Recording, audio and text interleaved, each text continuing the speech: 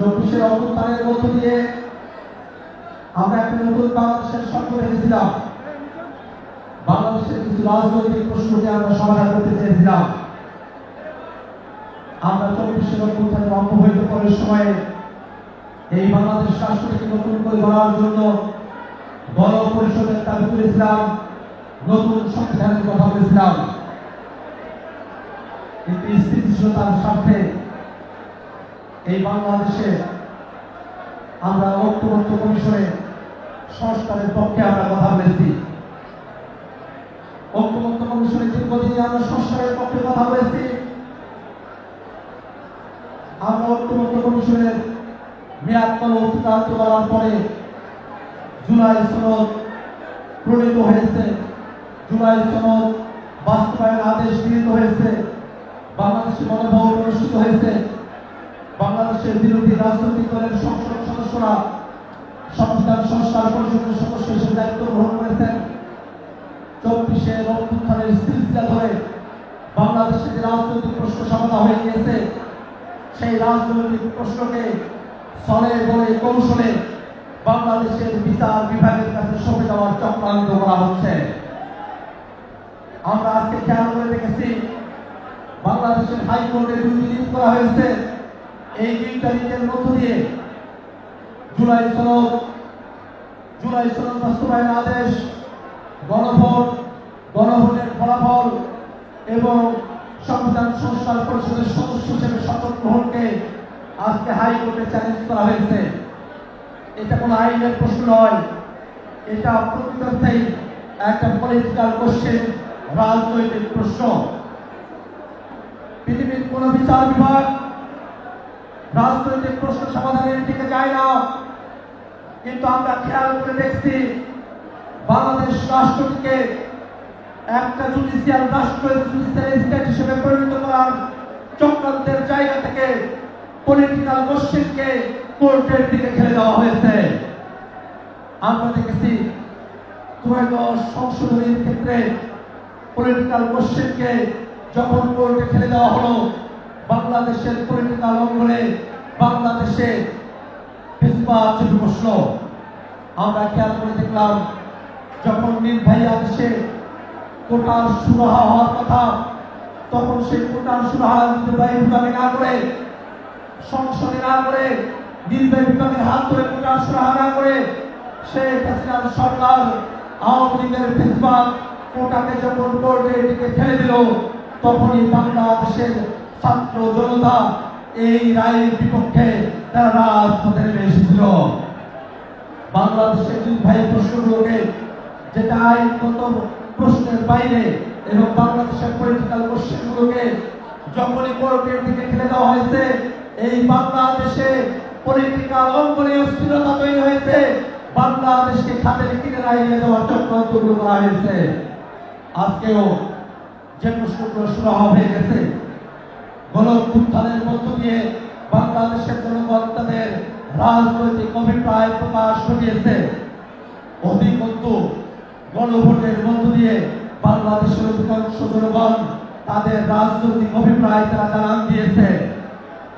BNP যে পরিমাণ vote দিয়ে তারা রাষ্ট্র ক্ষমতায় এসেছে, তার দ্বিগুণ ভোটে গণভোট পাস হয়েছে। অতএব যে পরিমাণ ভোটের বড়াই করে তারা 2/3 মেজরিটির বড়াই করছে, তাদের মনে রাখা প্রয়োজন, তাদের থেকেও বেশি বৈধতা গণভোটের, তাদের থেকেও বেশি বৈধতা জুলাই সনদের, তাদের থেকেও বেশি বৈধতা জুলাই গণঅভ্যুত্থানের। অতএব যে সিলসিলার মধ্য দিয়ে বাংলাদেশ রাষ্ট্র অতিক্রান্ত করছে, 24-এর গণঅভ্যুত্থানে জনগণের ম্যান্ডেট, ঐক্যবদ্ধ কমিশনে রাজনৈতিক দলগুলোর একত্রিত হওয়া, জুলাই সনদ গৃহীত হওয়া, জুলাই সনদের পক্ষে বাংলাদেশের রাজনৈতিক দলগুলোর একীভূত হয়ে যাওয়া, এক পক্ষে তাদের মতামত জানান দেওয়া, জুলাই সনদ বাস্তবায়নের আদেশ গৃহীত হওয়া, বাংলাদেশে জুলাই সনদের ভিত্তিতে, জুলাই সনদ বাস্তবায়নের আদেশের ভিত্তিতে নির্বাচন অনুষ্ঠিত হওয়া, গণভোটের মধ্য দিয়ে বাংলাদেশের জনগণের গণভোটের রায়ের পক্ষে তাদের মতামত ব্যক্ত করা, এই প্রত্যেকটা প্রশ্নকে যারা নতুন করে কোর্টে ঠেলে দেওয়ার ষড়যন্ত্র করছে, তারা বাংলাদেশ নিয়ে ষড়যন্ত্র করছে।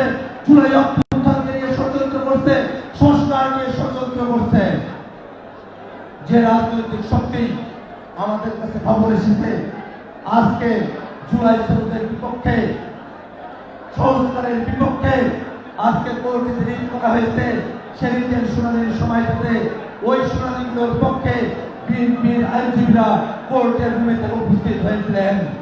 এতে স্পষ্ট করে দেখা যায় বিএনপি একদিকে ডেপুটি স্পিকার খোঁজার জন্য বিরোধী দলকে বলবে, অন্যদিকে তাদের আইনজীবীদেরকে কোর্টে প্রেরণ করবে যাতে করে জুলাই সনদ দিয়ে তোলা হয়, জুলাই সনদ দিয়ে পলিটিক্যাল গোষ্ঠীকে জুডিশিয়াল ম্যাটারে রূপান্তরিত করা যায়, যাতে করে বাংলাদেশে জুডিশিয়াল স্টেট করার মতো ষড়যন্ত্র বাস্তবায়িত হয়।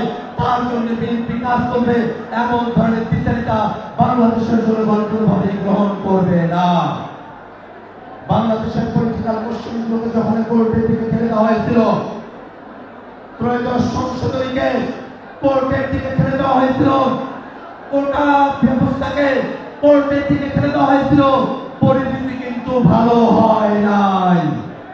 আমরা যারা বাংলাদেশের বিচারালয়ে আছেন তাদের প্রতি শ্রদ্ধা সম্মান রেখে বলতে চাই, অনেকে না বুঝে ষড়যন্ত্রমূলক ভাবে পলিটিক্যাল কোশ্চেনগুলোকে হাইকোর্টে চ্যালেঞ্জ করতে পারে, কিন্তু হাইকোর্টকে তার মেরুদণ্ড সোজা রাখতে হবে।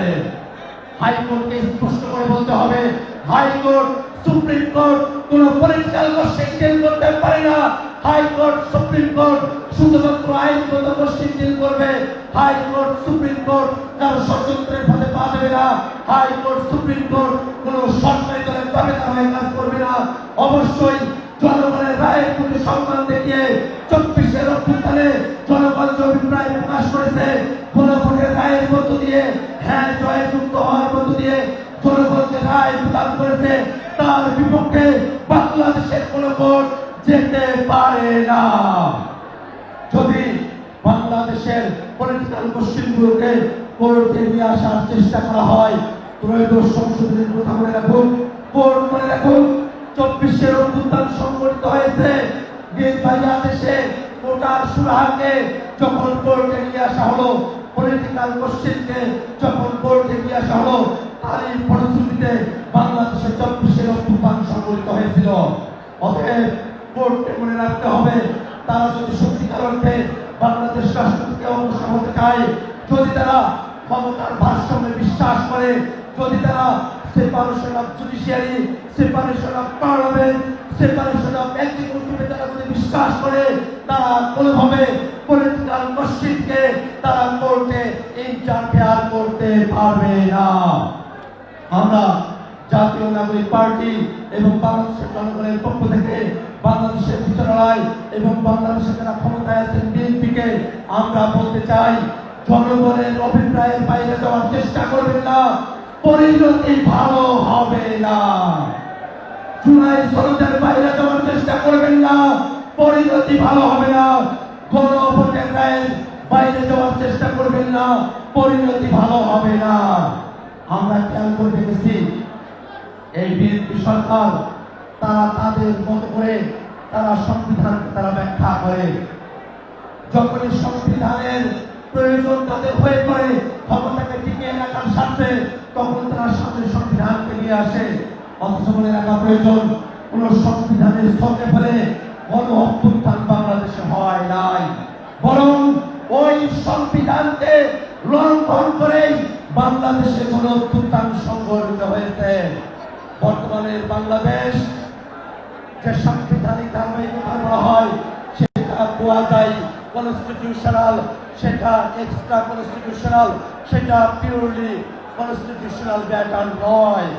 অতএব পিওরলি কনস্টিটিউশনাল দৃষ্টিভঙ্গি দিয়ে, সাংবিধানিক দৃষ্টিভঙ্গি দিয়ে, পুরোপুরি সাংবিধানিক দৃষ্টিভঙ্গি দিয়ে বাংলাদেশের জুলাই অভ্যুত্থান পরবর্তী রাষ্ট্র ব্যবস্থাকে ব্যাখ্যা করা সম্ভব নয়। বাংলাদেশের জুলাই অভ্যুত্থান পরবর্তী রাষ্ট্র ব্যবস্থাকে ব্যাখ্যা করতে হবে কোয়াজাই সংবিধানাল কনস্টিটিউশনাল ব্যাখ্যা দিয়ে। বাংলাদেশের জুলাই অভ্যুত্থান পরবর্তী রাষ্ট্র ব্যবস্থাকে, সাংবিধানিক ব্যবস্থাকে ব্যাখ্যা করতে হবে কোয়াজাই কনস্টিটিউশনাল, এক্সট্রা কনস্টিটিউশনাল এবং জনগণের অভিপ্রায়কে সমন্বিত করে নিয়ে একটা মিক্সড কনস্টিটিউশনাল ফর্মুলায় বাংলাদেশকে ব্যাখ্যা করতে হবে। এবং আমরা সেটা বিএনপির মধ্যে দেখি কাজে, কিন্তু তারা সব কাজে সেটাকে মানতে চায় না। আমরা দেখেছি বাংলাদেশের প্রধানমন্ত্রী সংবিধানে উল্লেখিত শেখ মুজিবুর রহমানের ছবিকে সরিয়ে দিয়ে তিনি তার প্রেস ব্রিফিং জাতির উদ্দেশ্যে ভাষণ তিনি দিয়েছেন। কোথায় গেল সংবিধানের কথা? কারণ আমরা জানি এই সংবিধান যেটা বাংলাদেশে 24 অভ্যুত্থানের আগে পর্যন্ত ছিল, আওয়ামী লীগ জোর জবরদস্তি ভাবে আওয়ামী লীগের এজেন্ডাকে এই সংবিধানে তারা প্রযুক্ত করেছিল। অতএব নতুন করে বাংলাদেশকে গড়তে হলে আওয়ামী সংবিধান থেকে বেরিয়ে আসতে হবে। জনগণের সংবিধানকে প্রণয়ন করার জন্য অবিলম্বে বিএনপির সংসদ সদস্যদেরকে সংবিধান সংস্কার পরিষদের শপথ গ্রহণ করতে হবে। যদি দেশনেত্রী বেগম খালেদা জিয়ার পথে থাকতে চান, অবিলম্বে জল খোলা করা না করে আপনারা সংবিধান সংস্কার পরিষদের শপথ গ্রহণ করবেন। কোনো ধরনের জনগণের সাথে চাকরি করা যাবে না। জনগণের সাথে নিয়ে, বাংলাদেশের মানুষকে সাথে নিয়ে জাতীয় নাগরিক পার্টি এনসিপি সংসদে এবং সংসদের বাইরে বাংলাদেশের সংস্কারকে, নতুন বন্দোবস্তকে বাস্তবায়ন করার জন্য কাজ করে যাবে। সেই কাজের সাথে বীর চট্টগ্রামবাসীকে, চট্টগ্রাম বিভাগের এনসিপির নেতৃবৃন্দকে, কর্মীদেরকে এবং চট্টগ্রামে আপামর জনতাকে, চট্টগ্রামের সকল রাজনৈতিক দলকে একত্রিত থাকার আহ্বান জানিয়ে আমি আমার বক্তব্য এখানে শেষ করছি। ইনকিলাব জিন্দাবাদ, এনসিপি জিন্দাবাদ, বাংলাদেশ জিন্দাবাদ।